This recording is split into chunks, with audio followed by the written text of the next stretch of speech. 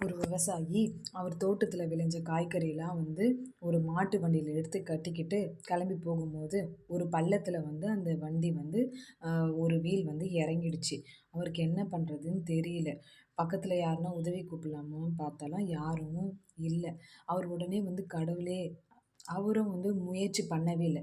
கடவுளே, கடவுளே நீ தான் உதவி பண்ணணும், எனக்கு நீ தான் உதவி பண்ணணும்னு சொல்லிட்டு அவரும் எந்த முயற்சியிலையும் ஈடுபடாமல் 1 டைமு 2 டைமு 3 டைம்னு சொல்லிட்டு கடவுளை கூட்டிகிட்டே இருந்தார்.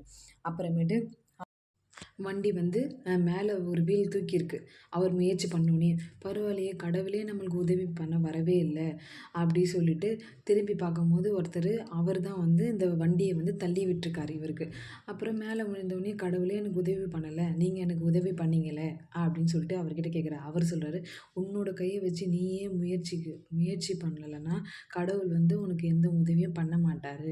நீ முயற்சி பண்ணணும். அப்பதான் வந்து கடவுளும் உனக்கு உதவுவாரு அப்படின்னு சொல்லிட்டு, இதுதான் வந்து நம்ம முயற்சி பண்ணணும். கடவுளையும் முழுசா நம்பிட்டு இருக்கக்கூடாது.